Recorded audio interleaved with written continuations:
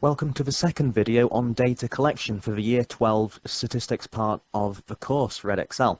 So we've done chapter 1 and chapter 1.2, chapter 1.1 I mean, and chapter 1.2, which has introduced a lot of definitions and techniques. Now we're going to have a look at some more sampling techniques, and before we do that we're going to recap in part what we did last lesson as well, using this warm-up. So a couple of questions for the warm-up. The first one is just populate the boxes with the right phrases. And the second one is linking back to stratified sampling, which we dealt with last lesson. So if you listened last lesson and understood it, then question 2 shouldn't be too bad, hopefully. So press pause now on your screens and attempt the questions, then press play when you're ready to see if you got them right, and you can compare mine against yours. So question 1. Variables or data associated with non-numerical data are called qualitative variables or qualitative data. So if it's non-numerical, it is a quality. Variables or data associated with a numerical data value are called quantitative variables or quantitative data. So if it's numerical, it's a quantity, not a quality. Variables or data that can take only specific values within a certain range are called discrete variables or discrete data. And finally, get my words out, variables or data that can take any value within a certain range are called continuous variables, or alternatively you could call them continuous data. So by these definitions, let's sort these things into the data types in this table. So one by one, first of all, shoe size would go in here. Shoe size is a quantity, it's a number, and it's discrete. You can't have any shoe size you want, it's normally either whole number or halves. So we can remove shoe size from our list, we fill that one in. The next one, film stars, it's a quality and they're discrete. So a film star might, for example, be, I don't know, Anthony Hopkins. So Anthony Hopkins is a person, being a human being is a quality. It's not a quantity. You can't have like X Anthony Hopkins. Maybe a silly example, but it'd be a qualitative discrete variable. And of course, you can't have 1.1 film stars. We either have one film star in a photo, 2 film stars, or whatever. So the next one, weight. Weight is continuous and it's a quantity. So it's quantitative continuous. Type of car, what type of car you drive is a quality. So a quality, it might be that it's a Ford or could be a, I don't know, Jaguar or whatever. So type of car is discrete and qualitative. So we can fill that one in. Next, capacity. Capacity again is continuous and quantitative. What colour hair you have is a quality. So hair colour is discrete and qualitative. Time, again, is continuous and it's a quantity. So we can remove time. So only a couple to go now. Number of students is discrete and quantitative. So number of students is obviously a number, but only can take discrete values. Can't have a decimal number of students, for example. And finally, length. Length is continuous and quantitative. So what I'm asking you now, what can you think of that's qualitative and continuous? Is there anything? Question 2, stratified sampling. There's 800 pupils at Brockway Academy, and the table below shows you information about the pupils. Inspector Gould, a bit of a GCSE English reference for you there, is carrying out a survey of students' opinions. He takes a sample stratified by both year and gender of 50 of the pupils. Calculate the number of Year 9 boys to be sampled. So what we could do thinking about really, because we're wanting the number of Year 9 boys to be sampled, is we've got 76 Year 9 boys out of a total of 800 in the school. So if we've got 76 out of 800 pupils that were Year 9 boys in the entire school, we should have that same fraction of Year 9 boys, 76 out of 800 that is, in our sample. So we want 76 800ths of whatever size sample we're going for. We're going for a sample size of 50 pupils, so we want this fraction of 50. So the Year 9 boys to be sampled is 76 800ths of 50, so that fraction times by 50 would give us 4.75. We then round off to the nearest whole number, because obviously we need to interpret it in real life, whole numbers of boys only, so therefore we're going to say 5 boys. So that's warm-up questions done. Let's get to it and have a look at some more sampling techniques. So, non-random sampling. There's two types of non-random sampling we need to know for this course. So quota sampling is the biggest one, I'd suggest, and opportunity sampling is the smaller one. It's a bit on the side, almost. So quota sampling, what's this one? Well, quota sampling, an interviewer or researcher selects a sample that reflects the characteristics of the whole population. It has a similarity with stratified sampling. Only difference here is with quota sampling, you don't need a sampling frame. That's the main difference. The population is divided into groups according to a given characteristic. The size of each group determines the proportion of a sample that should have that particular characteristic.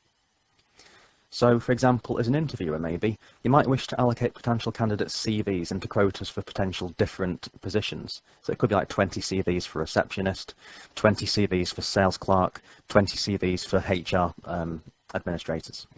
You'd then read the CVs and check that there are broadly suitable candidates for one of the three vacancy types, and then if they were, allocate them into that particular quota. For example, maybe put like a letter into that pile until that pile of letters gets up to 20.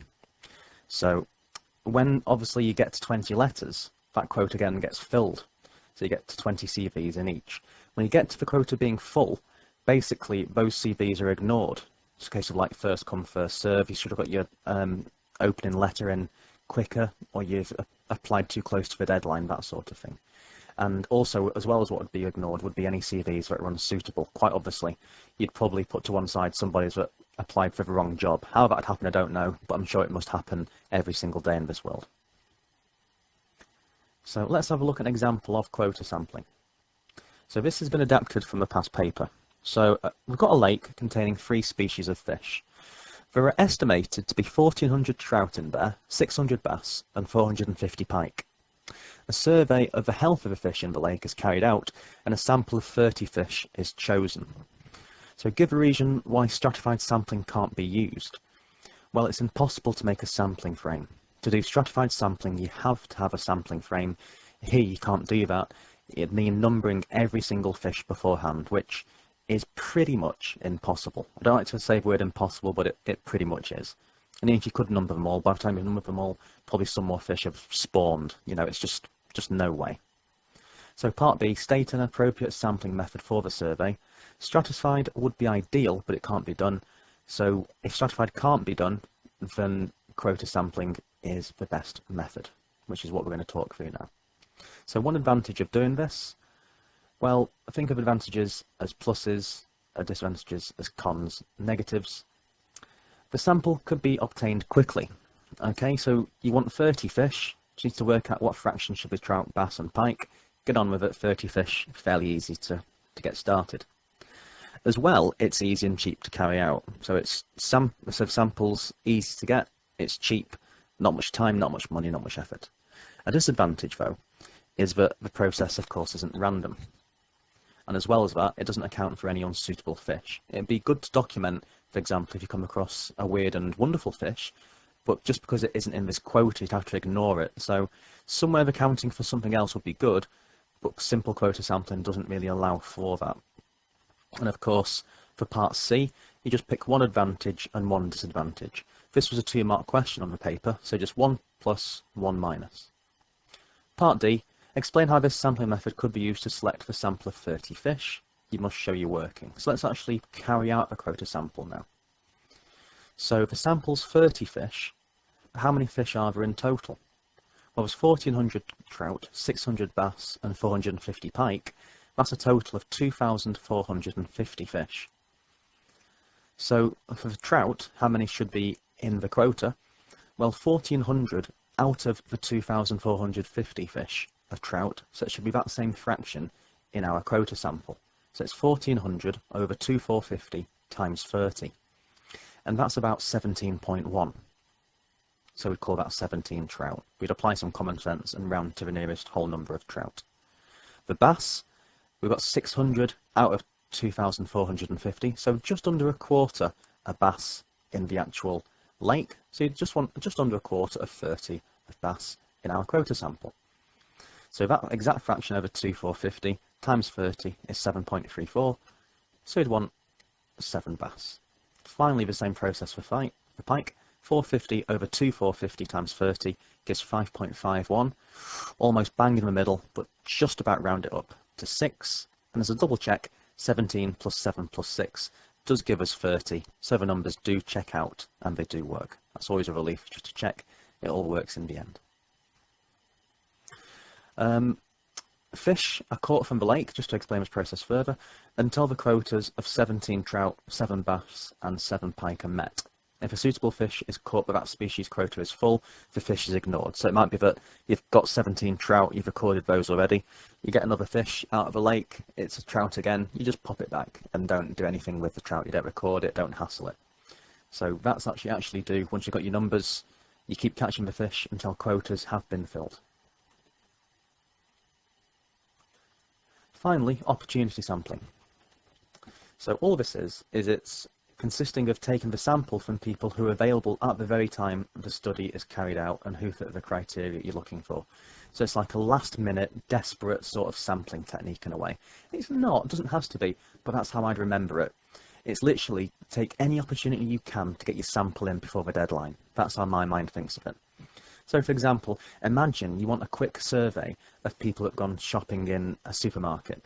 You want a quick way of just identifying, right, who's been to that shop. You could quickly scout out 20 people you meet outside a supermarket on a Monday morning, if you're doing it, they've got shopping bags in their hands coming out. Right, you've made a purchase, I'm going to ask you. So it's not exactly the most scientific sampling method, but it is a sampling method all the same. So comparing quota sampling and opportunity sampling, pluses and advantages, obviously there's pros and cons for each. So quota sampling, what are the advantages? Well, it allows a small sample to still be representative of the population, and no sampling frame is needed, so that's a big free up. It's quick, easy and inexpensive, and it allows for easy comparison between different groups within a population. Disadvantages though, it's not random, so therefore it can introduce some bias, and the population must be able to be divided into groups, which can be costly or inaccurate if it can't easily be done so. As well as that, increasing scope of study increases the number of potential groups and strata, like with stratified sampling, so that could add in an extra layer of time and expense and difficulty. Non-responses or elements unsuitable for a quota as well have no way of being recorded, so you could lose some information which could be useful to have been recorded had we had a different method which would have allowed for that. But quota sampling doesn't allow for us to record those types of elements. Opportunity sampling. So the main advantage for opportunity sampling is it's just so easy to carry out.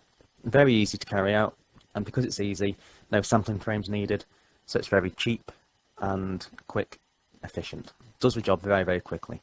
Disadvantages, like I said, it's not exactly scientific, so it's unlikely to provide a very representative sample of the whole picture.